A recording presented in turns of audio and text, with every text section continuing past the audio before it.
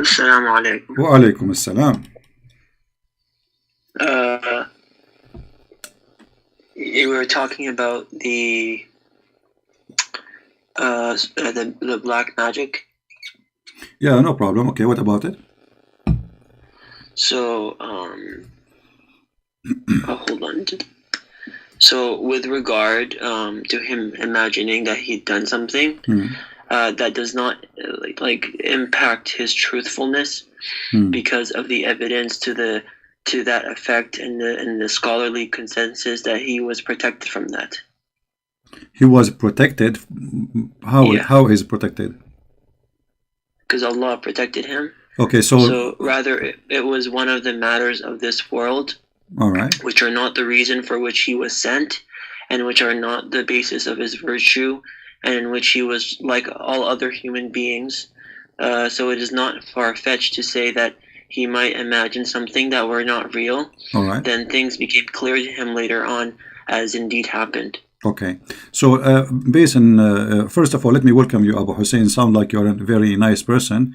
Sorry, I took you wrong in the text. I was maybe a little bit harsh with you, but look like you're a nice person. So you are welcome and to talk to us. So I want to make it clear. Are you saying that the Prophet he protected, so he never made something wrong regarding Islam, like teaching or ordering? Yes. Okay. Do you know? Do you speak Arabic? مكسر. Okay. مكسر نجبرها. Let us see what the Quran says. Did Muhammad order anything which is not lawful for him to do ever? What does that mean? Like, you know, he forbid something is not lawful for him to forbid. I'm not sure what you're talking because about. You said that he is a protected, so he will not do something against the teaching of Allah, correct? Yeah. All right. Have you ever heard of a chapter? It's called At-Tahrim? Yes. Okay. What the first verse in that chapter? Do you know? At-Tahrim is Surah 66 or? Exactly. Chapter 66. Correct. Chapter 66, Allah supposedly saying to Muhammad, why you forbid something which Allah didn't make it lawful for you, which means this is against the teaching of Allah. Yeah. But you just said that the Prophet, when it's come to teaching about Islam and practicing the teaching of Allah, he will never break the Allah teaching. No, he didn't. He didn't prohibit him in the beginning. No, it says here, it says, why you are forbidding yourself from doing something Allah made it lawful for you. Why? He's questioning. Why? You see, when you say why about what? Allah, he made it lawful for you. Look, read with me. It says Allah, which Allah has made in the past, right? Made. Yeah. Huh? Okay. So he made for you. So already Allah gave us permission to eat like many different types of fruit. But if I don't like to eat like apples, does that mean that I'm sinning if I don't eat apples? So why Allah is okay? So are you saying to me? I mean, don't you think this is silly that Allah is talking to Muhammad, saying to him, why you are saying you will not like eat apple? This is the whole Allah in the 7 galaxies. I mean, what a big deal. I don't like to eat zucchini. Here we go. So Allah will make a verse to Christian Prince saying to him, Christian Prince, why you are forbidding zucchini for yourself when I made it lawful for you? Well, the guy don't like it. So there's no way this is about apple and food. This is about your Prophet having sex with a woman. Her name is Mary the Cook. She is his servant. Is that correct? What? This is about a woman. Her name is Mary the Cook. She is a slave of Muhammad. He was sleeping with her in the bed of his wife, Hafsa. So Al-Bukhari and Muslim, they narrated from Aisha that the Prophet used to stay with Zainab bin Jahash and drink honey in her house. She said, so Hafsa and I agreed that whichever of us the Prophet entered upon would say, I can smell a maghafir, a type of gum that has an unpleasant odor on you.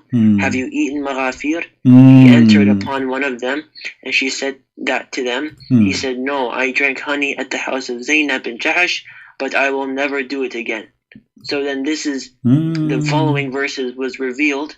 Why do you forbid yourself that which Allah has allowed to you? Okay, I will go with you, but the scholars don't agree with this. The scholars, they say that this is about Muhammad sleeping with the women. Her name is Mary the Copt, and his wife Hafsa, she found him sleeping in the bed with her. And here we go. This is Tafsir al-Jalalain, just to show you I'm not making things my own. This is the story. This is Tafsir al-Jalalain. It says, O Prophet, why do you forbid what God has made lawful for you in terms of your Coptic handmaid Maria, when he lay with her in the house of Hafsa, who had been away, but who, upon entering and finding out, become upset? So look what happened. Muhammad is sleeping with, he's doing boom boom with Mary the Copt. Hafsa, she opened the door, she find Muhammad in the bed. Who's saying that? Your scholars. Yeah, so that is one interpretation. Okay, so it doesn't matter, my friend. Obviously, here we have a problem. First of all, if it is honey or apple or chocolate or about sex, if Muhammad forbid something, it's not for him to forbid. That's mean he broke the order of Allah, and this is what Allah he said in the Quran. That's not breaking the order. So why Allah is saying to him, why you forbid something? Obviously he broke it. Because he said that he will never eat honey again. Exactly. So, but it's not right. Is it right or not right? Is it right or not right to say I should not eat honey according to you? Is it okay to say that, or it's the man's choice? Okay, so why Allah saying it's not right then? No, he's asking why the Prophet, peace be upon him, like, why did he forbid it for himself? That's just a question. He's not saying he did something wrong. No, your Prophet right away he broke his oath, the one who made to his wife, and he started doing what he was doing before. So your Prophet, he made this verse actually so he can go back and sleep with Mary the Copt. So he make an oath saying, I swear by Allah, I will never do that again, as you said. And then he made this verse because he missed this woman, he want to sleep with her. So he made a verse so he can break his promise. Say, Allah told me, why you are forbidding this? Let me ask you, did your Prophet sleep with Mary the Copt? Mary the Copt, I'm not sure. What do you mean not sure? Well, maybe, I don't know. Well, all Islamic books confirm. Here we go in front of you. Not only that, he is sleeping with her in the bed of his wife. And she is a handmaid. He never married her. So here we need to ask ourselves, where Allah he made it lawful for Muhammad to sleep with his handmaid? Nowhere. Show me a verse in the Quran. It says to Muslims, you can sleep with your handmaid. Can you show me a verse? You can sleep with your handmaiden? Yeah, she is a handmaid. Yeah, in chapter 424. Chapter 424? No, this is about right hand process from the war. Yeah. Malakatul Yamin is from the war. Mary the Copt, she is a gift given to Muhammad from the king or the ruler of Egypt. So yeah, she is not. He married her. No, he never married her. No, he never married her. It's a big fat lie. No Muslim count Mary the Copt as one of his wives.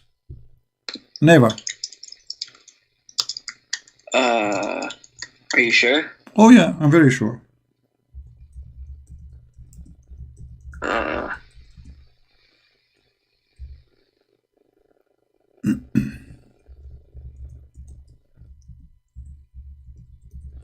So she was one of the Prophet's concubines. Okay, but who made it made her lawful for him to sleep with her?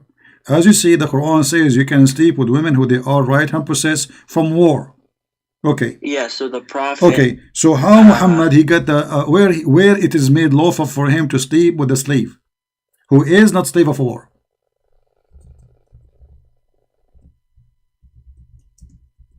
Never.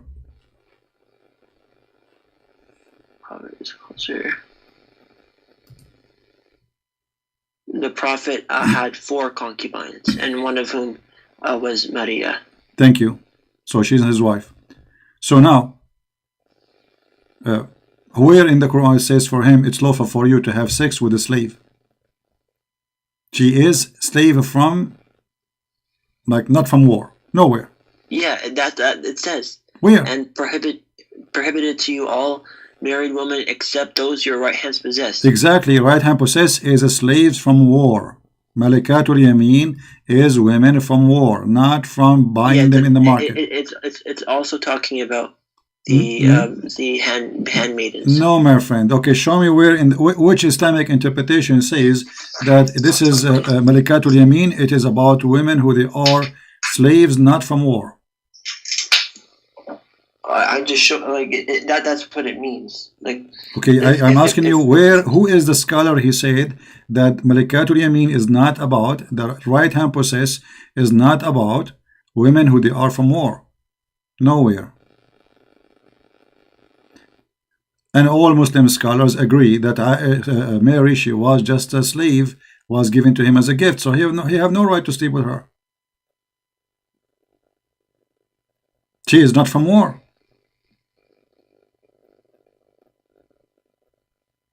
Surah Al-Ahzab 33 verse 6. Al-Ahzab 33 verse number 6. Okay, what about it? The Prophet is closer to the believers than their own selves, and his wives are their believers' mothers. What does this mean? What does this have to do with our topic? Mary the Copt, she is not his wife anyway. What does this have to do with our topic? So you want to find a verse, like if the Prophet did it, then my friend, if Allah he made it lawful for him, that means it was made lawful for him. If he did not, then Muhammad is a fornicator. As simple as that. Okay, so show me where Allah he made it lawful for him to sleep with a slave. She is not a slave of war. I just showed you. Where? If the Prophet did it, that means it's allowed. Oh, so the Prophet, he do whatever he wants, but Allah is asking him why you do that. He's asking him why he did it. It doesn't mean that it's wrong. Okay, he's asking him why you forbid it. I made it lawful for you, but where he? Because you see, he made it lawful for you. That's mean he said that to him before. I'm not going to question you about why you are forbidding something I made lawful for you unless I made it already lawful for you. So can you show me the verse where it says it's made lawful for him? Nowhere. And you know what? Let us not to argue too much about this one, because you can stay there as much as you wish. You said that your prophet is protected when it's come to teaching. Did your prophet receive satanic verses? No. No. So the Quran is lying. Isn't it the Quran says that Allah will delete whatever shaitan he throw in the mouth of Muhammad?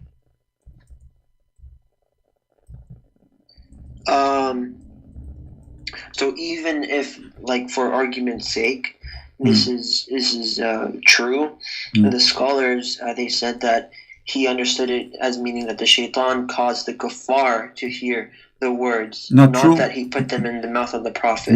So they heard them from him. Not true. Here we go. This is chapter 22, verse number 52, and this is the website is open in front of your eyes. I will go there, and we will see, you know, what the verse is saying. Chapter 22, Al-Hajj, verse number 52. Let us see what your Islamic scholar says. You see, Muslim scholars, they are trying to defend your prophet as much as they can, but obviously. Can you read the next verse? No problem. I will read the 10 verses after it. No problem. But let's see the meaning of this verse before we continue. And you see, I'm not making the mean me myself. I'm going to read for you what your scholar says. Okay. This is Tafsir al-Jalalain. Read with me carefully. It says here, but when he recited the scripture, Satan cast into his recitation. Yeah. Okay. So there's no sahih isnad from the Prophet, peace be upon him, concerning this report. My friend, the Quran is not sahih. The Quran confirmed. Hold on. The Quran confirmed that your prophet, he received satanic verses. Allah will delete it. You see, it says. No. Okay. He tried. Okay. No. It says alqa shaytanu fi umniyatih. ألقى الشيطان where he الشيطان where ألقى where أمنيته هو Muhammad, not the people. Okay, but read what it says. I'm reading. It says that Allah removes. Thank you very much. So you said to me that Allah protect Muhammad from shaitan. So he will not by removing. Okay, so it's too late. Look, after I got shot, you are protecting me now. This is not a bullet. What are you talking about? It doesn't matter. It's more than a bullet. He just worshipped shaitan. He just worshipped the three daughters of Allah. Read. This story is not sahih. Listen, Abu Husain, read. But that when he recited the scripture, shaitan cast into his recitation what is not from the Quran, but which those whom he the prophet and has been sent to find pleasing. The prophet had during the assembly of men of Quraysh, after reciting the following verse from Surah Al-Najm, have you considered Al-Lat and Al-Uzza and Manat the third one? And then he said he added as a result. You can read Ibn Kathir's refutation of this in Tafsir of Surah Al-Hajj. Okay, I wanna take your promise. If we go to Ibn Kathir, we will accept what Ibn Kathir he say. Ibn Kathir refutes this. All right, let us go and see what Ibn Kathir says. Is it okay? Ibn Kathir in English is far away from Ibn Kathir in Arabic, so I'm going to open Ibn Kathir in Arabic. Is that okay? You speak Arabic, you said broken, but it's okay. You understand, right? I understand very little bit. All right. Very little. Okay, do you have somebody next to you speak Arabic? Because I can open right now Ibn Kathir and you will see Ibn Kathir cannot refute that. You see, Ibn Kathir, first of all, he came more than 800 years after Muhammad. Correct? How somebody came in 800 years after Muhammad refute what happened? I mean, this is silly. Yeah, so it's like you now. It's like you saying you came 1400 years after Muhammad and you refuted this. This is funny. This is silly. Okay. So if you take the story from where? From Jalalain. Okay. Jalalain came how many years after Muhammad? No, I'm not taking it from the Jalalain. Al Quran saying it clearly. Allah will take it off. Allah will take it off. So the Quran, he put it there. Where in the Quran? Allah will take it from where? From the Quran, correct? Astaghfirullah. Okay, astaghfirullah. Okay. Listen, my friend, Allah will take the satanic verses from where? From the Quran or from the earlier pages? I want an answer, please. When it says when shaitan he throws into the mouth of the prophet, Allah removes what Allah. Okay, he remove it from where? From where? From the recitation. Okay, what is recitation? Isn't the Quran is a recitation?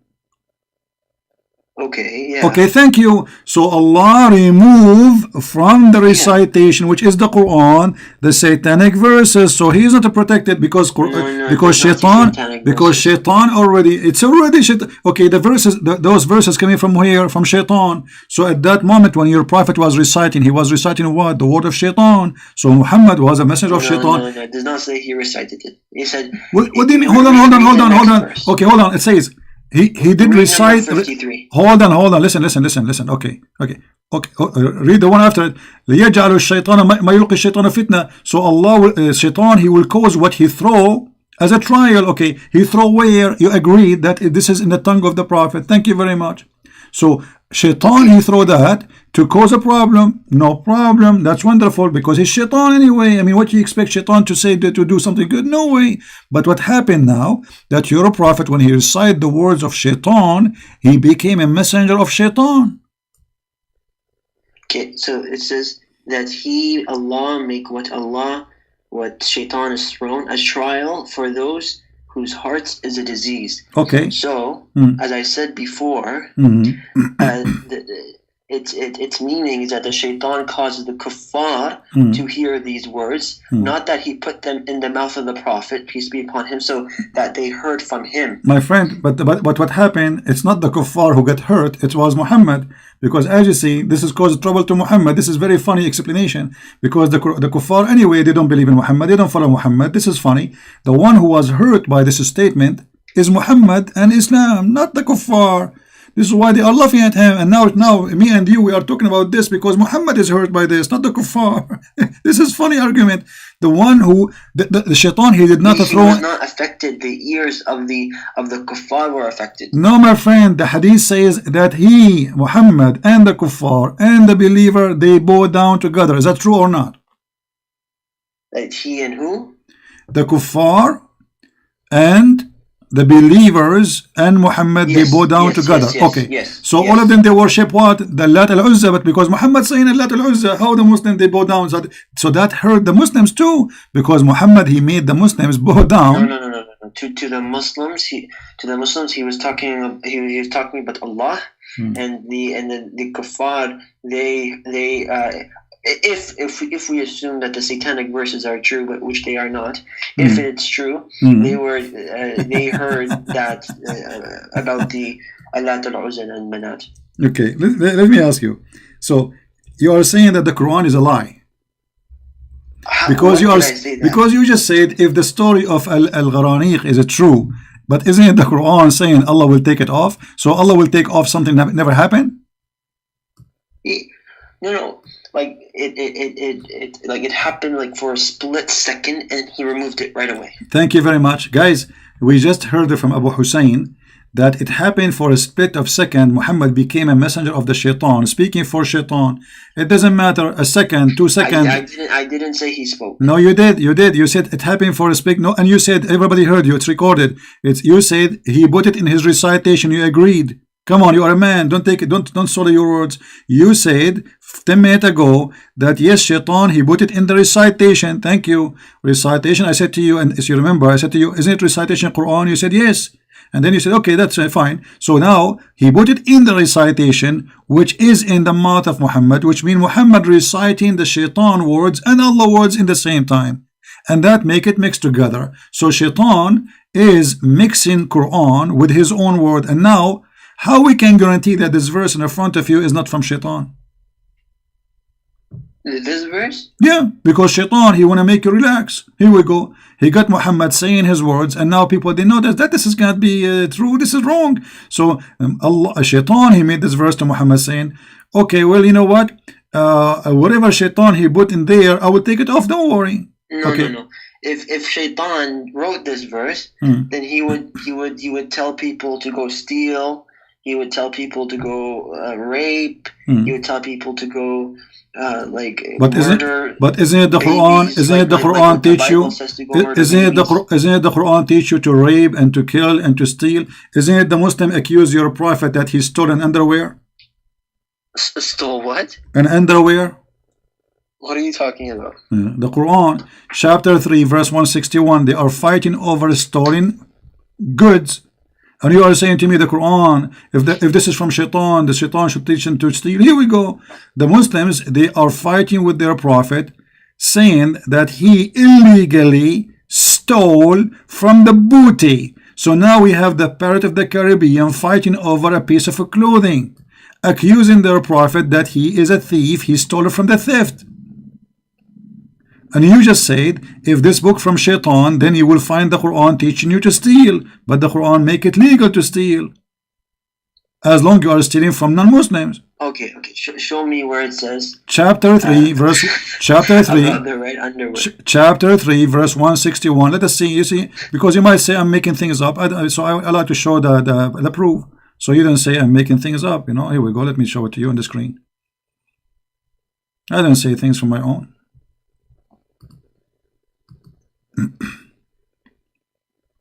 Here we go. This is Tafsir al-Jalalain in front of you. This is from a tafsir. So the Quran doesn't say that. Okay, no, the Quran says وَمَا كَانَ لِنَبِيٍّ أَنْ يَغُلْ. It's not for a prophet to be a thief. Why Allah saying that? Who is the one accusing him to be a thief? Tell me. Can you tell me? It's the Muslims. Read it.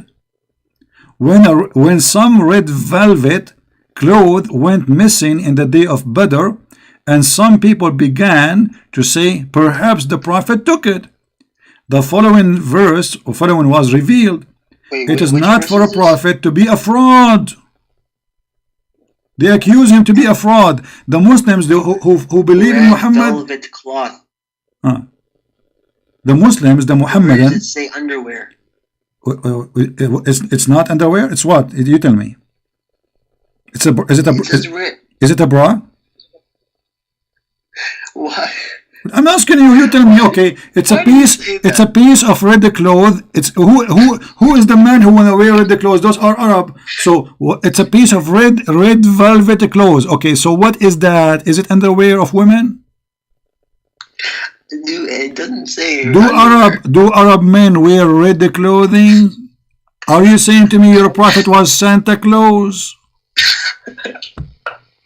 I'm just asking you. So obviously it's an underwear, maybe a bikini, we do not know.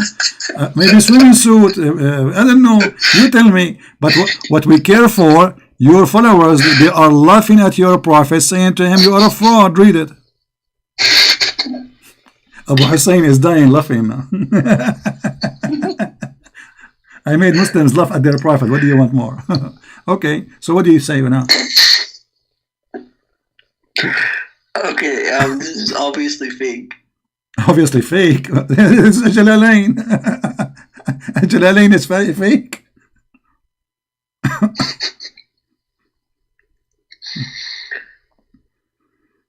When someone, yeah, it doesn't say underwear. What you were saying? Okay. So, it doesn't. The problem is the underwear now. It doesn't say underwear. Okay, maybe it's a pant, not underwear. You think? Maybe it's a bra. Maybe it was a short. Maybe it's a pajama. You know? Yeah. So you look. You Muslims accusing your prophet to be a fraud and to be a thief. What kind of religion? If those are the companion of Muhammad, accusing their best man to be a fraud and to be a thief. So what about the rest? This is the best man.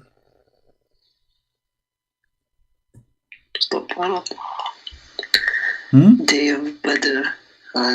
Yeah, I don't know about this. You do not know about this. Okay, you know what? I'm not going to ask you questions no more. I want you to help me. You see, there's like 800 people listening. I want you to tell us how you can prove to us that Muhammad is a prophet. You know, when we say somebody is a prophet, shouldn't he have a prophecy? Prophecy? Yeah. I mean, you call you call a person a prophet. He should be. The prophet had many prophecies. Like what? Like what? I can show you some of them. Give me one. I can show you.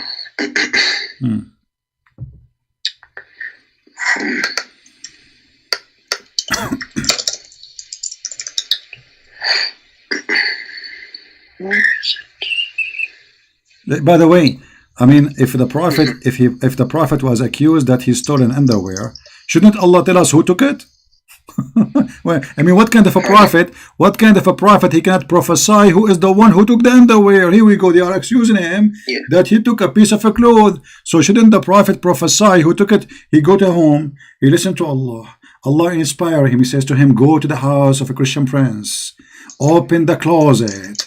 Go behind the closet and you will find a box. You open the box, inside the box there's a box. And then you open the box, inside the box there's another box. And then you open the box, inside the box, inside the box, inside the box. And then you will find the red underwear. And that will make Muhammad a prophet. But look, they accuse him to be a thief, stealing underwear. He could not prophesy who took it. Or what he came. It doesn't, you don't have to be that dishonest and say it's underwear. My friend, it is a piece of a cloth. It is red. You tell me, why you Muslim? You don't tell us what it is then. Why you cannot be honest? Why you Muslim? No. Why you Muslims cannot be honest and tell us what it is? What does it say in Arabic? قطيفة. Okay. Piece of clothing. Okay. So why you don't tell us what it is? Why you don't tell us it's not tell us it's a pant, tell us it's a jacket? Why you don't say what it is? So all what we know now. A scarf? Well, why not a scarf? Okay, but at that time there is no underwear anyway. So obviously Aisha, she used to. You said a scarf, right? Everybody, did you hear it?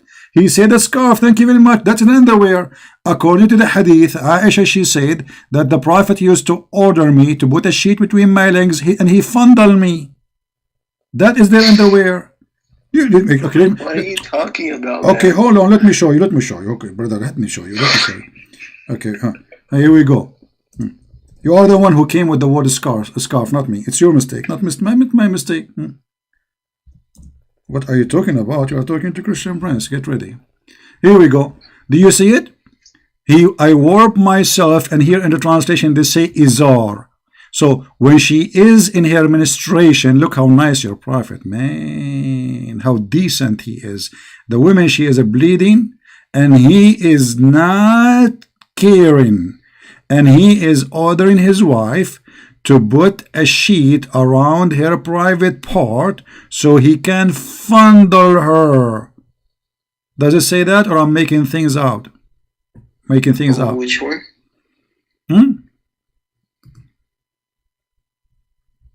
And here it says agreed upon. In Arabic it says agreed upon. Do you see it? So you can say it's not accepted. Sahih, Rawahu al-Bukhari, hadith number 300, and in Muslim, hadith number 293, and agreed upon. Muttafaqun alayh. Okay, so this is agreed upon, and the Prophet, he used to fondle his wife while she have menstruation by ordering her to put an izar, a sheet around, a scarf around her private part. So why you are saying it's not under? That's very clean.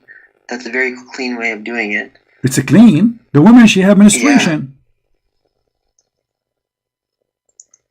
How is that a clean? Explain to us. Actually, you know what, Abu Hussein, I'm very naive. You know, I'm single. I did not understand what's happening here. Can you explain to us what exactly your prophet did? What? Can you explain to us what your prophet did? Because I am single. I do not know what those things is. I do not know what menstruation mean. I don't know. So what your prophet was doing there, if you can explain to us. So this is just reporting what the prophet had done with his wife. Yeah, what he did. Like in the book of Solomon, you see that Solomon had sex with his wife, and then you see that the Bible talks about. In the book of Solomon, it says he ordered his wife to put a sheet between her legs. So this is the izar. My friend, okay, I'm asking you. Okay, I'm asking you to explain to me. Okay, I'm asking you. Covers the body. Okay, I'm asking you what she did exactly, and what your prophet was doing here. So he would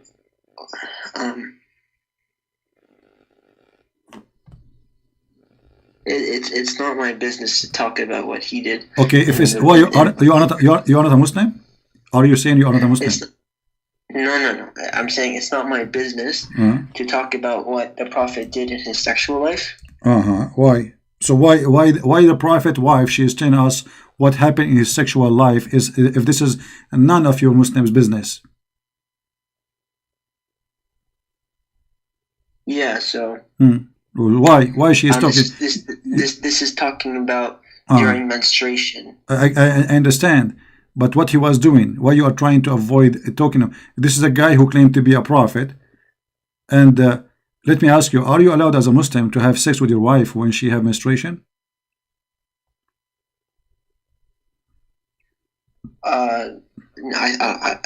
Well, yeah. This hadith says yes, so yeah. Okay, but isn't it, this is according to, you see, guys, did he say yeah? Yeah, okay. You said that the prophet never broke the teaching of Allah. The Quran says no. Just you said yes. You said everybody heard you. Abu Hussein, I got busted. I got you busted. When I was menstruating, this is talking about. So when I was menstruating, and then he did this after she finished menstruating. No, she said, "I am." Here we go. Let's read the hadith again. This is I was menstruating. Not after. Read it, and here we go in Arabic. وَأَنَا حَائِض, and I am ministrating, exactly as a translation. So please don't play games. And now, because I said to you, the Quran say that you cannot do that, you are trying to swallow your words. Look what the Quran said. The Quran get your prophet busted. He is hypocrite. The Quran says that when women, they have menstruation, stay away from them. Chapter 2 verse 222, and chapter, yeah, this verse is enough. Here we go. It says, therefore, keep away from women during menses. Does it say that? Yeah, you can't have sexual intercourse. Okay. When, so your prophet so what your prophet was doing? Okay. So what your prophet was fondling her when she is having her menstruation. The Quran says. Oh, there we go. There we go. It says fondle. It doesn't say sexual intercourse. So what fondle? Explain to me. I'm naive. What fondle mean? So like touch. But he is ordering her to put an izar between her legs. Okay. Yeah. So how can you have sexual intercourse? Okay, hold on. There's an izar between your legs. Okay, hold on.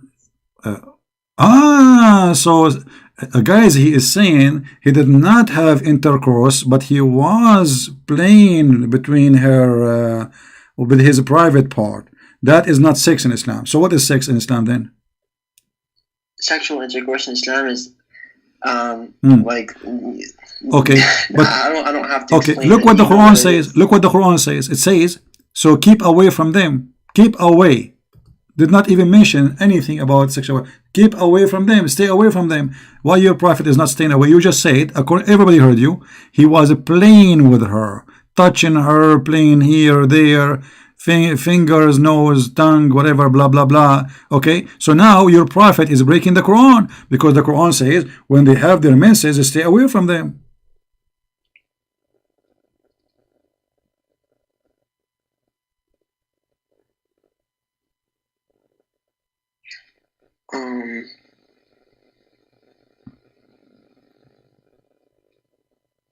Yeah, so when it says keep away from them, it means don't have sex with them.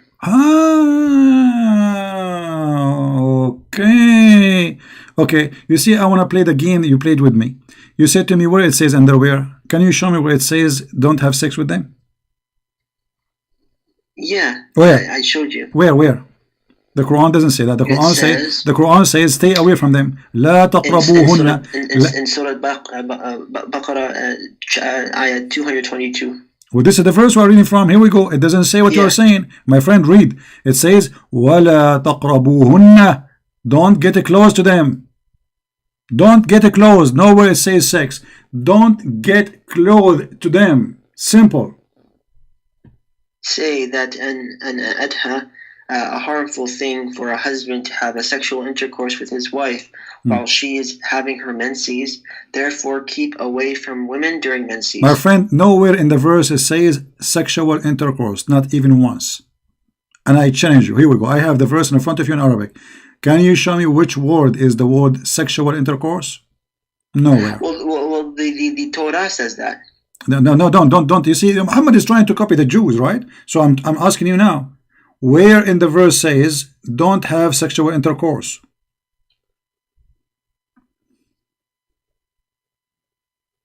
Yeah, so when it says keep away, it means you can't have sex with them. Okay, you cannot get close to them too. It says وَلَا تَقْرَبُوهُنْ. Don't get close to them.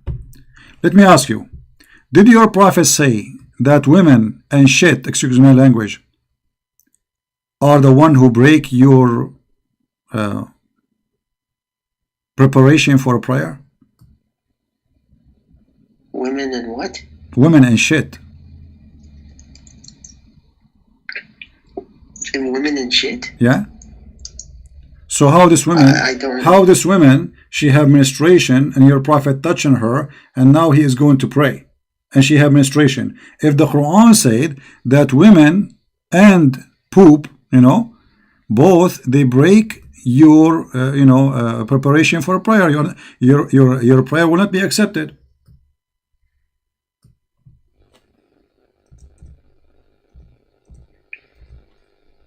So it doesn't say that the prophet had sexual intercourse with her. It said that he just touched her.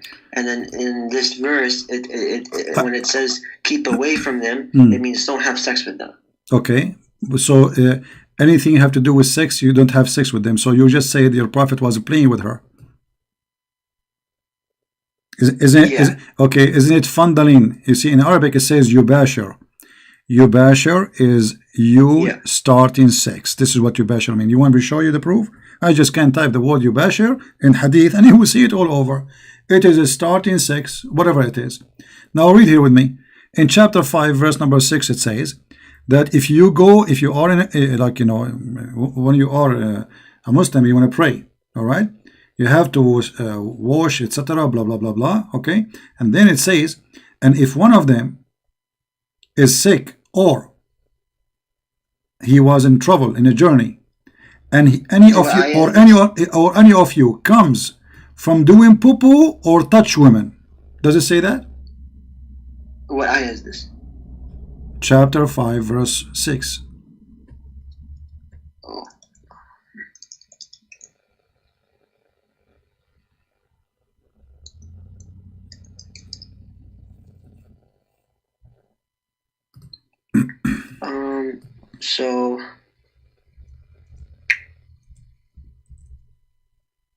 So Aisha, may Allah be pleased with her, said, according to a report narrated by her, whoever told you that Muhammad concealed anything that he was instructed to convey has told the gravest lies against Allah.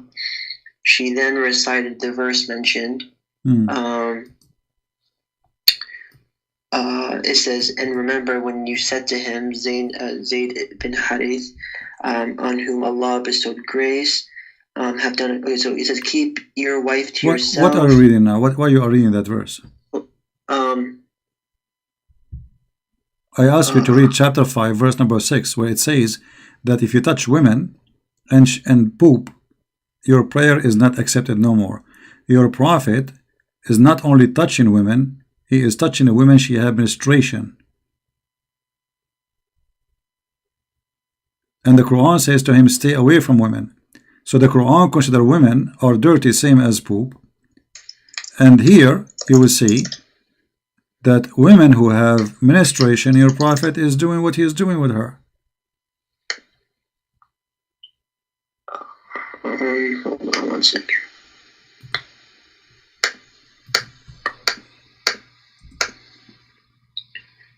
Yeah, okay. So it says right here that you said 5 verse 6. What?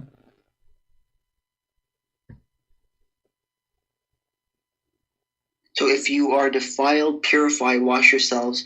But if you are sick with an illness, made worse by water, or on a journey traveling, or if any of you comes from the privy, that is, if he has defecated, or if you have touched a woman, as mentioned already in the verse Surah An-Nisa. So if you touch a woman, what touch a woman mean? Does that mean sex? Yeah. Okay, thank you. Guys, you just said to me in the hadith that the prophet was touching her. And you confirm that the word touch means sex. No, in this verse it says like if you can't have sex. Hold on, the word here I just asked you, the word there in the Quran appear is touched. Doesn't say the word sex. I asked you, is it mean that when the Quran says the word touch them means sex? You said yes. Well, this is what the hadith is saying according to you. You said he was touching her. So touch means sex? He did not have sexual intercourse. But you just said that touch means sex, and here the word is touch too.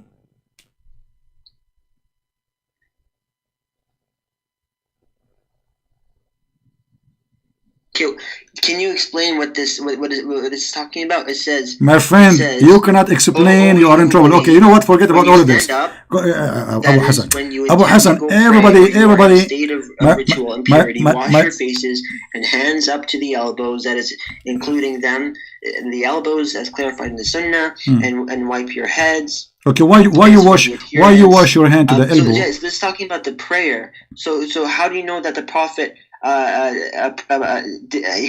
he had to perform wudu before he did the prayer. Okay, let me ask you. When was your prophet a clean person? Yeah. Okay, do you think a clean person he will cleanliness? Do you think a clean standard? Okay, we will see. We will see that. Okay, guys, the prophet he have high standard of cleanliness. Okay, let me So, do you think a clean person, he will do any kind of sexual activities with a woman she have her menstruation? Is that a cleaning for you? I mean, the woman, she hate herself now. She have her menstruation. And the top of that, now she have to satisfy a guy who is horny. Is that how a clean man he act? Okay, so there's nothing wrong. It's actually like it's he didn't have sexual intercourse with her, as I said. He just touched her.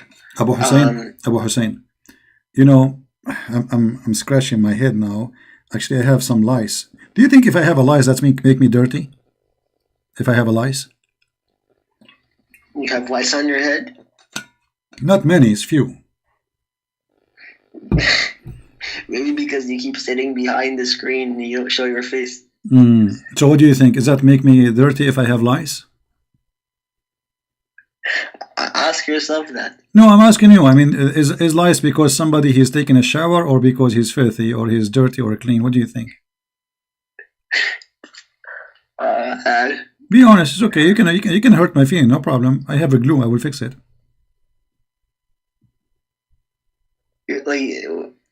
It's probably going to be a trap. It's what? It's probably a trap. You're trapping me. Ah, it's a trap. It's a trap. Yeah, there's an article written by Muslims about debating Christian prince. And the article, they say, if a Christian prince said something good about the Prophet, don't say yes because it's a trap. If he says something bad, don't say no because it's a trap. So it doesn't matter what I say, he will say it's trap. So what is the point of the conversation? You have to tell me, I have some lice in my head. Do you think I am dirty?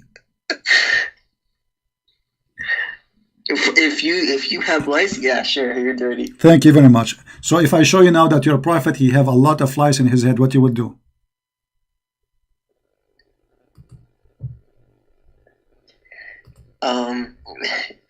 Well, like if they lived in the desert, then that's very common because like they're outside and but for you, if you have lice and you're in your house, that would mean that you're extra dirty.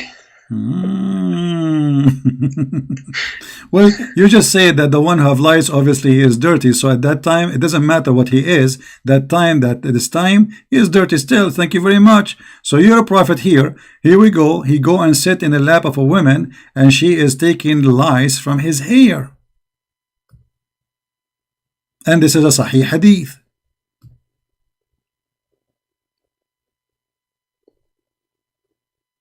Are you allowed as a Muslim to take shower in dirty water, Abu Hussein?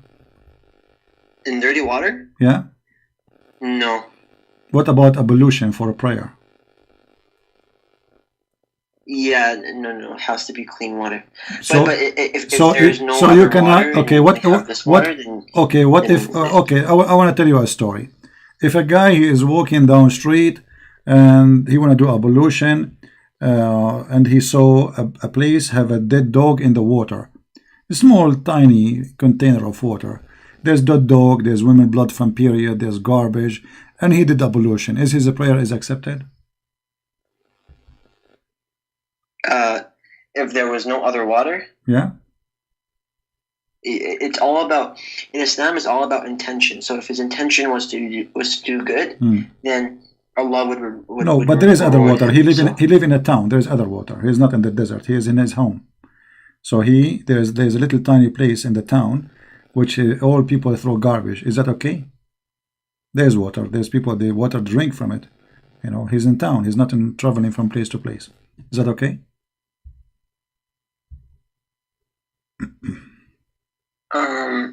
I feel like this is a trap again. It's a trap, for sure it's a trap. I mean, you're a prophet, he takes shower with dead dogs. Is that true? What are you talking about? What are you talking about? Here we go. This is your prophet taking shower with dead dogs. Your prophet is a mentally ill person, my friend. Sorry to say, I'm not trying to insult you, but this is the truth. You know, here we go. This is the hadith, and this is Sahih, where it says that your prophet, he jump in the water, he have a dead dogs next to him. Actually, they are pieces. They became pieces, you know, those dogs. I mean, and then there's women, the rags of the women. The women at that time, they use rags. They put them at their private part, to observe the blood. They throw the blood there. And not only that, dogs, flesh, and rags of menstruation and garbage are dumped. And your prophet, he don't have a problem with that. Read carefully with me the hadith, please. I want you to read carefully. It was said, O Messenger of Allah, you perform wudu from the well into which... Oh, this hadith. I know this hadith. Ah, you know it? Okay. Tell me about it. Go ahead. Okay, so the well of Buddha, it was the water was running continuously. So it was clean. Now we have two springs of water in Mecca. We have one is called Zamzam and we have one is called Buddha. My friend, water there, my friend. On top of running water. No, water there, no. This is a dirty water. You can stand in it. What running water? There's no river. Okay, hold on. What if I show you the description of how big it is, and it's not running water? Why you are making things up, Abu Hussein? I mean, you know what? If you can show me that this is running water, you are the hero. Can you show me what it says that? Why you are making things up? Hold on, let me see. This is the hadith. Here we go in front of you, and this is Sahih. Sorry, the Da'if. It says, read with me, Abu Hussein, in the screen. I measured the breadth of the well of Bida with my sheet, which I stretched over it. Look how small it is. I didn't measure it with... Imam at-Tahawi said that the well of Buddha was like a rye leading to a garden. This means that the water is always running and it's not static. Who is this at-Tahawi? How he knew? Where he got this from? He was there. Here we go. So. Abu Dawood. No, he's a scholar. He's a potato. Abu Dawood saying, I measured. He measured it. I measure it. Not saying I heard. I measured the breadth of the well of Bida with my sheet. Look how small it is. Which I stretch over it. I then measure it with the hand. It measured 6 cubits in breadth. And I then asked the man who opened the door of the garden for me and admitted me to it, has the condition that will change from what it had originally to be in the past. He said, no. I saw the color of the water in this well had it changed. So nothing changed and this is the size, this is the original size. It's very small one. It's not a running water. And if it's running water, people will not throw garbage in it because the people need to drink. This is a desert. They will kill you actually if you throw dirt in a well which people can drink from. But because this is the dirty water. Okay, so and look what it says here. How would he know that Abu Dawood's measurement was correct? My friend, it doesn't matter. This is your Muslim books. I ask, where does it reach when it is level goes down? He said, he replied, below the private part of the body. So it's 6 cubit wide, and it is less than the private part. Very small, tiny. It's like a jacuzzi place. So we have dead dogs. What do you mean a small, tiny? It's a small. It's 6 cubit. What do you know what 6 cubit mean? Yeah, it's around 6 arms, right? 6 arms. Yeah. Okay, 6 arms is small. This is the size of my room. And the level of the water is down your private part. Okay, and what is inside the water? Dead dogs. Is it enough to have one dog? No, there's dead dogs. What else?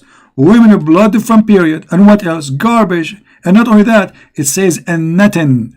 The water stink. Read carefully.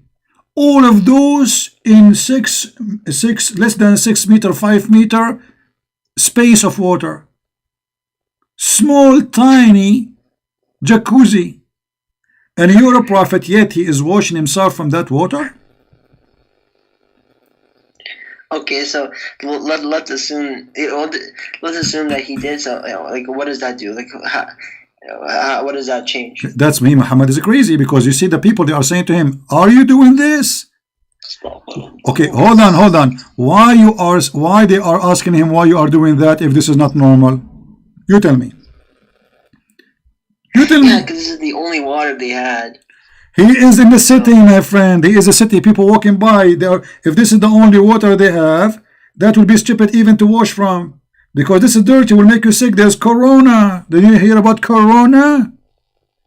So, yeah, if you are you saying to me, Abu Hussein, if you want to do okay, are you saying that if you are going to pray and you find a little tiny space of water, have dead dogs and women blood from period and garbage in it, you are going to do the same as Muhammad? No, that's only for specific. Specific. Okay, hold on. So why they are questioning his behavior, the Muslims, why they are questioning? And look what your prophet said. He said, water is not made impure by anything. Do you agree with that? It's true. Water isn't made impure by anything. Really? But the piss is a water. Yeah, but like the water itself, H2O. If you look at like the chemistry, H2O, it doesn't get damaged by anything. My friend, what H2O? He is saying that the water always is nothing make it impure. So you are saying to me now, according to your logic, if somebody piss in your water, you have a cup of water, and somebody piss on it, you will drink it because it's pure. This is what your logic. H2O is not damaged, brother. This is your logic. If you read another hadith, it talks about the same thing. Okay, here we go. We are reading here. We have dead dogs. We have garbage. We have women blood from period.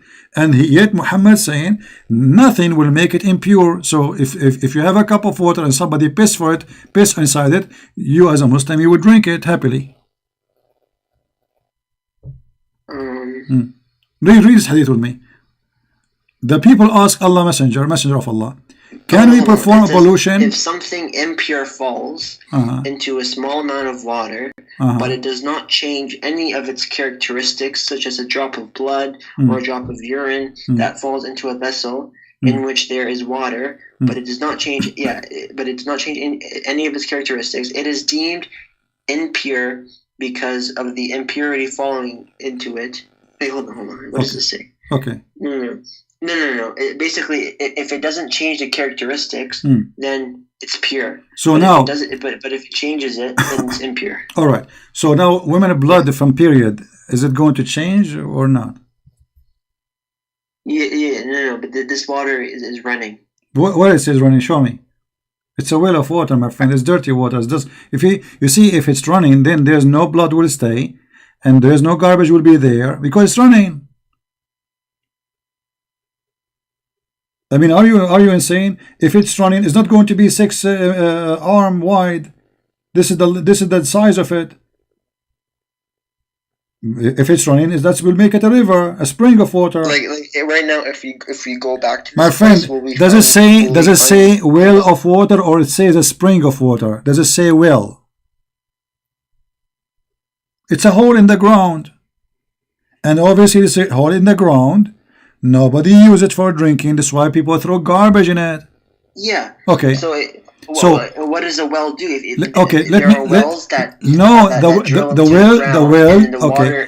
Underneath it keeps flowing. Okay, hold on. You see, the guy he measured it, the highest of it is not even for your private part. So it's a shallow hole in the ground to the point you can stand there. It's not like a deep down in the ground.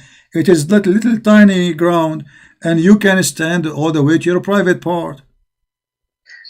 And your prophet is just standing there too, doing his ablution. You can't assume, like, what was he measuring? Like, what if he was measuring like from the top? He was measuring he covered it by the sheet. Do you understand what covered by sheet? It's mean this is the surface of it, and then he said how high it is. So we get the height, we get the depth of it. That's it. The height is to the private part, less than the private part, and the width of it, which means the size as a space, is he covered by the sheet. All of this have what? And look. Okay. So if, let's say, assume that this happened, what does that mean? Does mean your prophet is crazy. Because why he want to do that? He live in a city.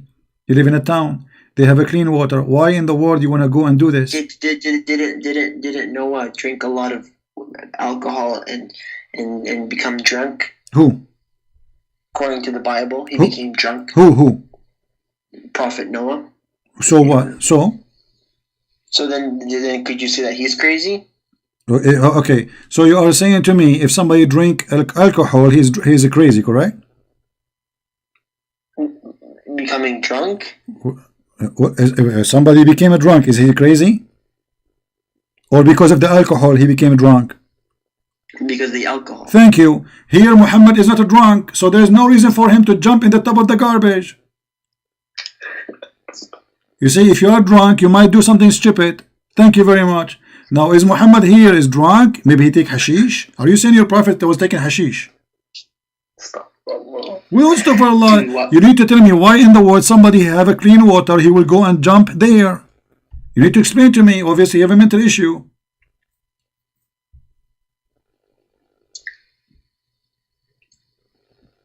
Yeah, I don't know about this. Yeah, and Noah was drunk, guys. Noah, he was drunk. Yeah. Listen, let me ask you. Was your prophet drunk too? What? Was your prophet drunk too? No. Are you sure? Yeah, 100%. Okay, let us see if this is true or not.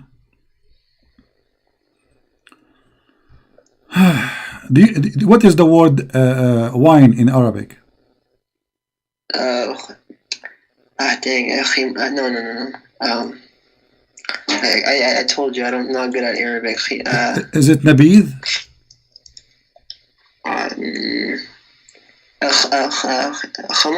Khamar. Okay, khamar. And is it? What about nabid? I don't know that word. Okay. Well, anyway, nabid. You can go search it in Google. They were making nabid for your prophet, and he drank from it every day. And not only that, all the Muslims were drunk people. Isn't it the Quran says, "Oh, who you believer, don't get close to the prayer when you are drunk"?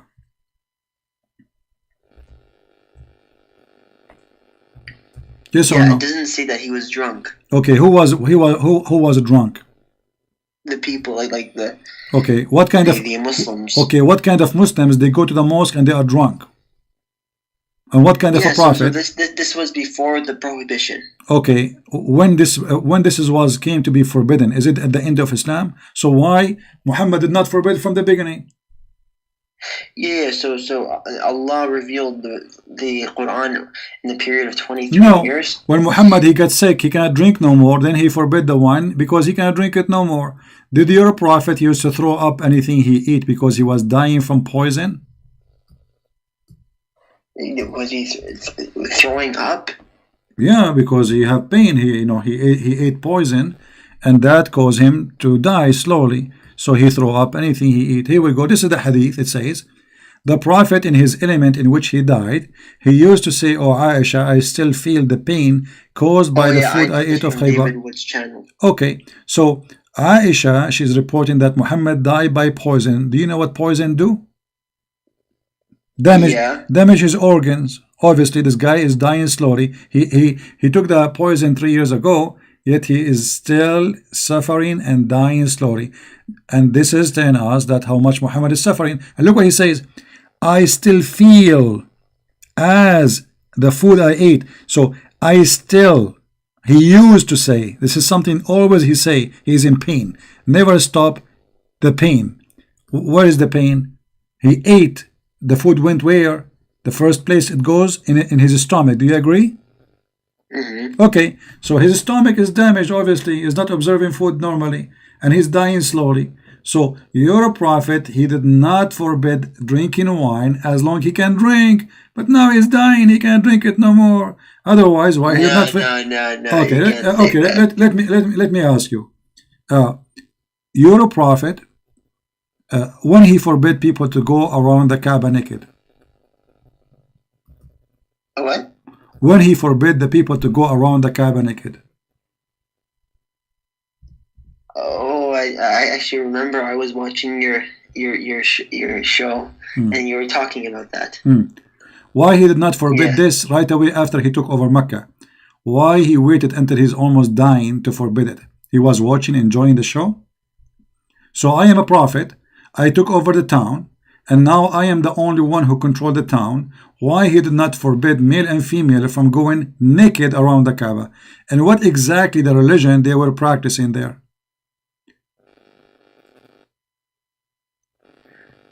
So I think they were. I will tell you what they are doing. I think they were playing hide and seek, maybe. What is the religion? What kind of religion is the religion around the Kaaba? Is a practice where women and men they go naked. Do you know? I think that was the pagan people. Exactly. So how Muhammad, he is a prophet of Allah. He forbid wine, but he don't forbid people to go naked around the Kaaba. No, he did forbid it. Where? No. He. Okay, this is a challenge between me and you. We have a verse in the Quran about wine. We have a verse in the Quran about hijab. Can you show me a verse in the Quran about not to go naked around the Kaaba?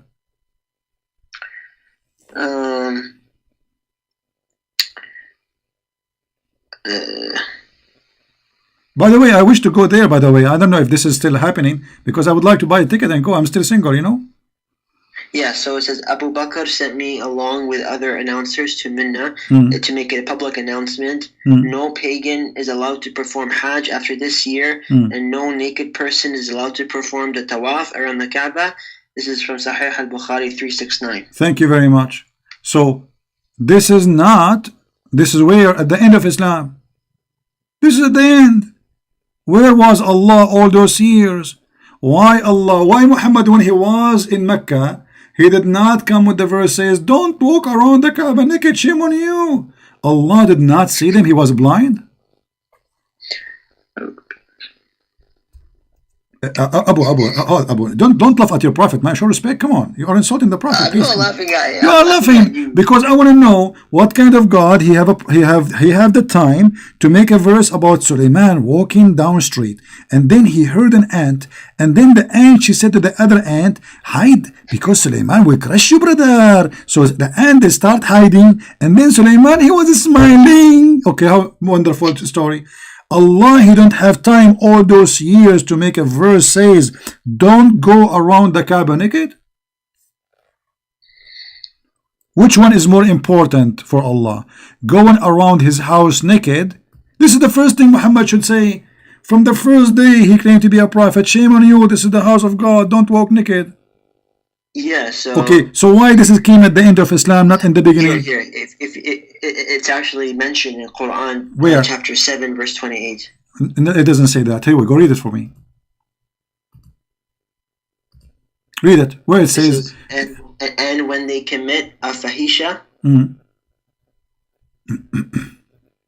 they say, we found our fathers doing it, and Allah has commanded us of it. Say, nay, Allah never commands of fahisha. Do you say of Allah what you know not? Okay, where it says, don't go around the Kaaba naked. This is the meaning. my friend, you are making things up, your own stories. Where is the meaning? Where is the verse that says, don't go around the Kaaba? I want to see it. Fahisha can be anything. Fahisha, you know what? I'm going to go with you, and I'm going to check what this is fahisha here mean. Here we go. This is Ibn Kathir, Al-Qurtubi, Al-Tabari, Al-Jalalain, all of them, right? Okay. Here it says that those people, the women and the men, they used to go around the Kaaba naked. All right. So where Allah he says don't go around the Kaaba, this is interpretation of your Muslims. Nowhere in the Quran it says that.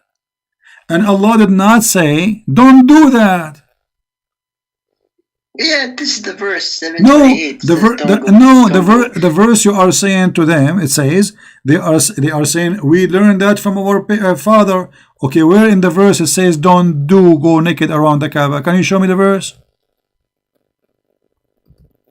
Where it says that?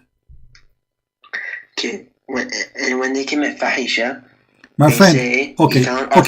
You know what? I am going to say. We found our fathers doing what? Okay, let me ask you. fahisha, anything is fahisha. Fahisha, worshipping idols is fahisha. Adultery is fahisha. Yeah. So okay. All of that. Okay. Including, so where is the verse says don't go around the Kaaba naked?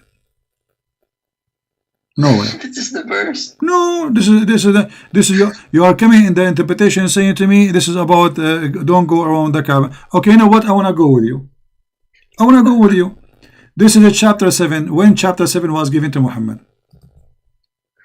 Let me see.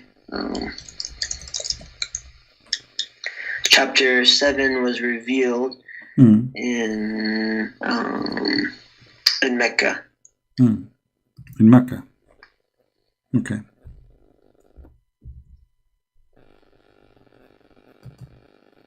What number is number chapter 7, the original number? Do you know? Sorry, what? What is the original number of... Hold on. Chapter 7. One second. Yeah, it's Meccan. Yeah, except for 163 to 170 is from Medina. Okay. So what is the number of number 7? Al-A'raf? No, I'm saying to you, this chapter, the one you are saying, Al-A'raf, yeah, it is, what is the official number, not the Quran today you have. What is the official number? Yeah, Muhammad, he received Quran. There's according to Revelation and there's according to the book of Uthman, correct? Yeah. So, Al-A'raf, according to the Revelation, when Muhammad he received it? You tell me. No, I cannot tell you because this is secret. Yeah, I cannot tell you. Why is it secret? You have to work for it. You need to help me here because I want to know how this is in the world happen. If Al-A'raf was given to Muhammad in a certain time, right? Why Al-A'raf is not in the right location? Do you know? What do you mean by location? Okay, I'm not sure what you're talking about. this is here chapter 7. Is it this is where Muhammad received it? It was number 7? Or this is wrong? Oh, no. Okay. No. Okay. So is this verse here is coming really part of Al-A'raf? The Surah Al-A'raf, it was given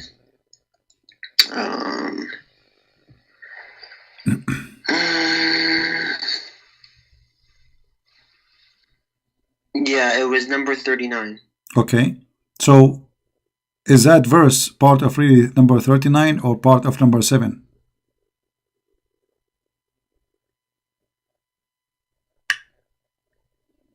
I don't know the answer to that. Okay, so who is the one who changed the location of this verse? And why this verse is coming in the wrong place? Because you mentioned to me that there's a hadith that the Prophet he sent to announce that nobody go around the Kaaba naked. Is that correct? Yeah. When this happened exactly?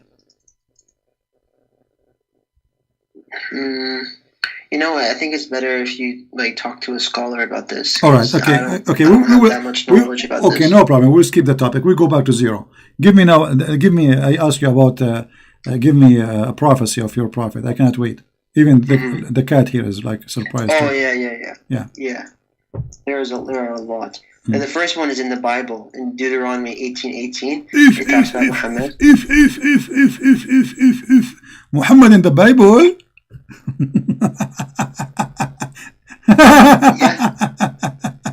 Okay, tell me what it says there. Why are you laughing? Okay, in the book of what? And in Deuteronomy 18:18. Okay, what it says, brother? Go. Your laugh is very funny. Okay, what you can do? I have to laugh. What it says there? What? Tell me. Tell me what it says. I will raise up for them a prophet like you from among their brothers. From among their brothers, the Arab. I will put my the Arab are the brothers. The Arab are the okay. Hold on. The Arab are the brothers of the Jews. Yeah. How that happened? They have one father? Yeah, they were brothers. Who is their father? Who is their father? Who is the father of the Jews? Who is the father of the Jews? Abraham. No. Your Quran says children of Israel, children of Israel. It doesn't say children of Abraham. So their father is Israel. So to be their brother, you have to be from the kids of Israel. Yeah. So okay. So it says there from your brother. Okay, continue. This is the number one mistake. Okay, continue. What is it? What else? Yeah, this is it. What is it? That's it? This is the prophecy. This is I will raise up to them a prophet. Where is your prophet? What is your prophet? Where it says Sorry, what? Where is speaking about your prophet? Yeah. Where is speaking about your prophet there? I will raise up for them a prophet like you from among their brothers. I will put my words in his mouth, and he will tell them everything I commanded him. You see, in that chapter there's the part of the chapter number 20 is speaking about the false prophet. Did you read that? No. Which one? The same chapter 18. Which verse? This verse number 20. And this is about your prophet. No. But a prophet who dares speak a message in my name that I have not commanded him to speak, or who speaks in the name of other gods. Yes, yeah. Thank you. So, there's nowhere in the Bible. There's nowhere in the Bible it's mentioned the name of Allah. So here the verse is speaking about your prophet. If you go to the Arabic Bible, and you open Genesis, it says Allah created the heavens. Okay, this is translation. This is false translation. But in the real Bible, I don't care if it's false. No, this is false translation. This is what Arabs do. If you open the Quran right now, you will find the name Jesus. But in the Quran, there's no Jesus, correct? Yeah. Okay, so this is false translation, my friend, because you should not translate a name. You should not make up a name. So this false translation. So now here, you're a prophet. He came in the name of other God. Secondly, you're a prophet. He could not bring any true prophecy. I asked you about true prophecy. You said to me he is mentioned in the Bible, but there's no proof of that. Give me a prophecy of your prophet to make him prophet. Okay. There are a lot. Like what? So the first one would be so it says, "Say, O Muhammad, I do not tell you that I have depositories containing the provision of Allah, nor that I know the unseen, nor do I tell you that I am an angel. I only follow what is revealed to me." For example, the Byzantines will rebound. Like the Byzantines have been defeated in the nearest land, but they, after their defeat, will triumph within 3 to 9 years. And then in the book in the History of Decline and Fall of the Roman Empire by Edward Gibbon, it says, "At that time when this prediction is said to have been delivered, no prophecy could be more distant from its accomplishment." Okay, my friend. Since the first 12 years of Heraclius announced the approaching dissolution of the empire. I want you to read this hadith for me in the screen because I'm going to die laughing at you now. Read it. Which hadith? Here we go on the screen. I just put it for you on the screen. I only see a cat. Oh, the cat is the hadith. The cat itself is the hadith. It's coming to you. Just okay. You see it now? Yeah. Okay. It's in there. Yeah, okay. Read it. On the day of the Battle of Badr, the Romans had victory over the Persians.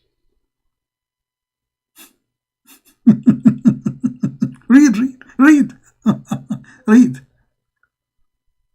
So the believers were pleased with that. Then the following verse revealed, Alif Lam Mim, the Romans have been defeated. So the verse came after they've been victorious. What is the prophecy? Let me tell you a prophecy, my friend. Trump, he will win election in 2016. Well, this is what you're saying to me. Muhammad, he made the verse after they've been victorious, not before. Okay, so get me something better. I mean, this is stupid. You Muslims don't read. You Muslims don't know your books. This verse revealed after they became victorious. As you see, In the day of the Battle of Badr, the Roman had victory over the Persian. So the believer were pleased with that. Then the following verse was revealed. Alif Lam Mim. AFDCGO. The Roman being defeated and a few years victorious. I mean, this is stupid. Secondly, why Muhammad is pleased that the Roman is victorious, brother? I thought the Roman are kuffar. At that moment, Muhammad, he was trying to make himself look like a Christian, so he was proud about the Roman. Those are my people. Later, he want to kill them because he's a hypocrite. Give me. So the first one did not work. The first one, it was a fraud. The second one, give me another. It says, "May the hands of Abu Lahab be ruined, and ruined is he. His wealth will not avail him, or that which he gained he will burn in a fire of blazing flame." Okay. So it is astonishing that for the next 9 years of Abu Lahab's life, despite hearing these verses being recited, his pride still kept him from potential golden opportunity to discredit the Quran. And so had Abu Lahab simply professed faith, even disingenuously, that could have brought into serious question the truth of this revelation. Okay. So of course he who revealed this knew Abu Lahab would never do so. Okay, so you are saying to me that if Abu Lahab later became a Muslim, that means Muhammad is a fraud, correct? If he later became Muslim? Yeah, because this is about Abu Lahab. Allah is saying, Allah, yeah. Okay, so guys, be my witness. If Abu Lahab became a Muslim later, that means Muhammad is a fraud. But all the Quran was made for those who don't believe in Muhammad, including Khalid ibn Walid was fighting him. Look what it says. It says, are you going to guide the one who Allah made misguide? The one who deceive? So all the Muslims who became Muslims, Muhammad says to them, and you will never be able to guide them. The Quran in front of you.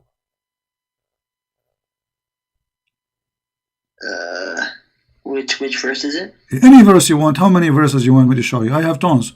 I have like I have red verses, yellow verses. What do you want? I mean, we have all over. All the Quran says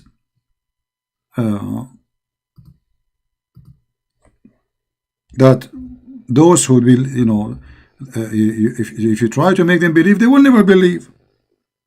Isn't the Quran says, وَلَنْ تَرْضَ عَنْكَ الْيَهُودُ وَالنَّصَارَى, the Christian and the Jews, they will never accept you unless you follow their okay, I'm going with your logic. So if there is one Christian accept Islam, that means Muhammad is a fraud, because he said the Christian and the Jews will never accept you. The Quran says that don't teach them. You teach, you know, you ask for forgiveness or you're not, they will not accept Islam. And later all of them they accept Islam. You said that Abu Lahab became Muslim. No, I'm saying, no, I did not say that. I said to you, you mentioned to me Abu Lahab. Okay. And you said that this is a prophecy. What is the prophecy? Okay. That Allah saying he would never. Okay, so he will never become a Muslim. Thank you very much. So I say to you, so if Muhammad, he made verses about people and that they will not accept Islam, and later they accept Islam, that means a fraud. You said yes. But you're saying, okay, show me the verses where he said that they will never accept Islam and they accepted Islam. Okay, let us see. Chapter 3, verse number 86. As an example, not limited.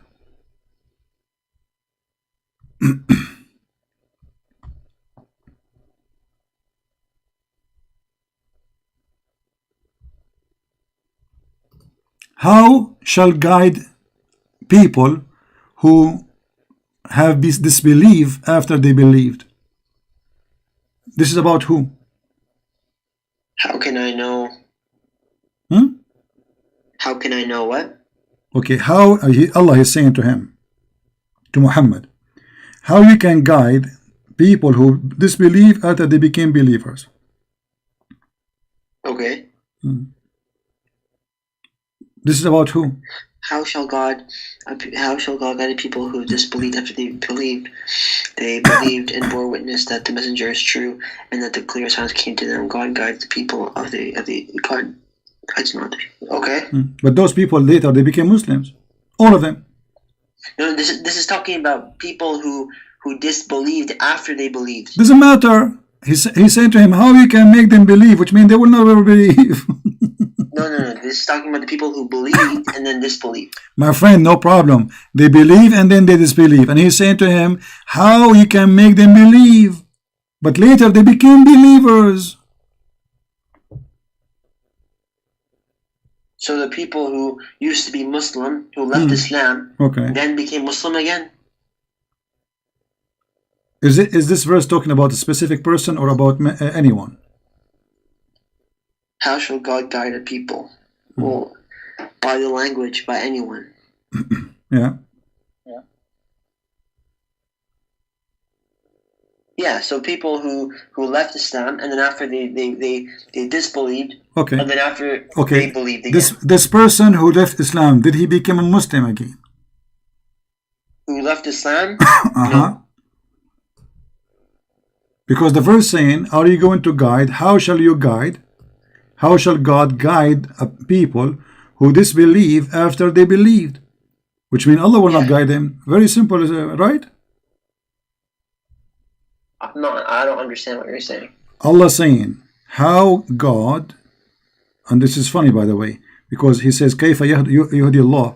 I mean, Allah is talking how he said that. This is very silly. So, how Allah guide people who disbelieve after they believe, correct? Yeah. Okay. Did those people who Allah is saying how he will guide them after disbelief, which means he will not guide them, did they believe again? Did they believe again? I don't know. Read the interpretation. It mentioned many names, and yes, they became believer again.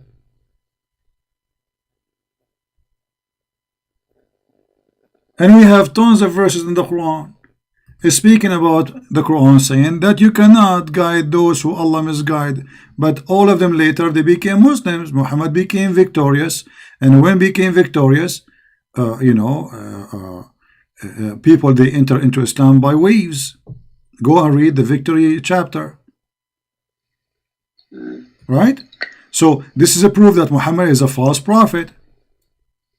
Because he predicted that they will not believe.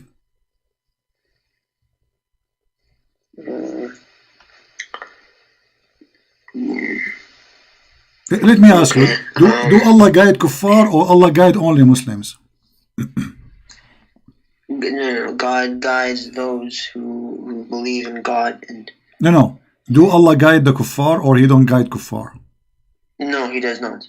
Okay, guys, Allah he don't guide the kuffar. So how Khalid al-Walid became a believer? He was a kafir. Umar, he was a kafir. Abu Bakr was a kafir.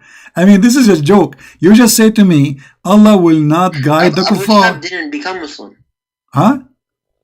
Abu Lahab didn't become Muslim. No problem. Chapter 5, verse number 67 says, Allah guide not the kuffar. Correct?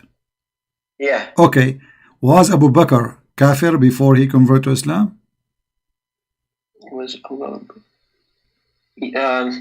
yeah. Okay. Was Umar kafir before he converted to Islam? Okay. Okay. But the Quran says that Allah guide not the kuffar. No. The kuffar are those who know Islam and disbelieve. What do you mean who know Islam? It says Allah, he guide not the kuffar. Anyone is kuffar. Allah, look how many verses. Allah, he guide not the kuffar. Yeah. So like people who don't know the message of Islam, and then they can't technically be called disbelievers because they don't know what to believe in. But my friend, right? Isn't it God? He sent messenger for the kuffar or to the believers? Obviously to the kuffar, because he wanna guide them. So here it says Allah guide not the kuffar, the unbeliever. Read it. And that is the most silly, stupid story, because as you are saying, that doctor will not come to the sick, he come only to the healthy.